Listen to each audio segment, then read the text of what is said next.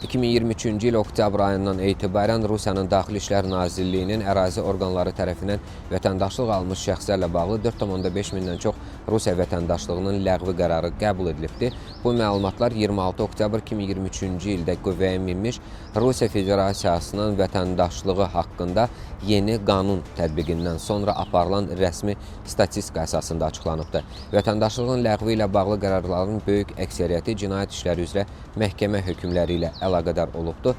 Rəsmi məlumatlara görə 3000-dən çox şəxs ağır və xüsusilə ağır cinayətlərə görə məhkəmə qərarlarının qüvvəyə minməsindən sonra əldə etdiyi Rusiya vətəndaşlığını itirib.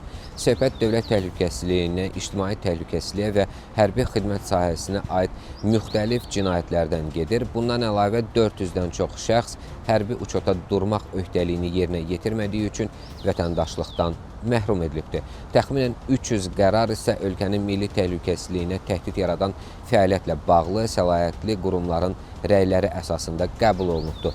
Mövcud qanunvericiliyə əsasən vətəndaşlığın ləğvi yalnız sonradan Rusiya vətəndaşlığı əldə etmiş şəxslərə şamil olunur. Doğuşdan Rusiya vətəndaşlığı olan şəxslər bu hüquqi mexanizmin təsir dairəsinə daxil deyil. Rusiya Daxili İşlər Nazirliyi bildirir ki, vətəndaşlığın ləğvi həmin şəxsin gələcəkdə yenidən vətəndaşlıq almaq imkanını tamamilə aradan qaldırmır. Müəyyən edilmiş müddət başa çatdıqdan və qanunvericiliyin bütün tələbləri yerinə yetirildikdən sonra şəxs yenidən vətəndaşlıq üçün müraciət edə bilər. 2023-cü ildə qüvvəyə minmiş yeni qanun əldə edilmiş vətəndaşlığın ləğvi üçün əsasların siyahısını əhəmiyyətli dərəcədə genişləndirib, qanuna əsasən terrorçuluq, ekstremizm, dövlətə xəyanət, casusluq, diversiya fəaliyyəti, Rusiya Silahlı Qüvvələri haqqında yalan məlumat yayılması, ordunun nüfuzdan salınması, Rusiyaya qarşı sanksiyalara çağırışlar, hərbi xidmətdən yayınma, dezertirlik və xarici agentlər haqqında qanunvericilikdə nəzərdə tutulan öhdəliklərin pozulması kimi hallarda vətəndaşlıq ləğv oluna bilər.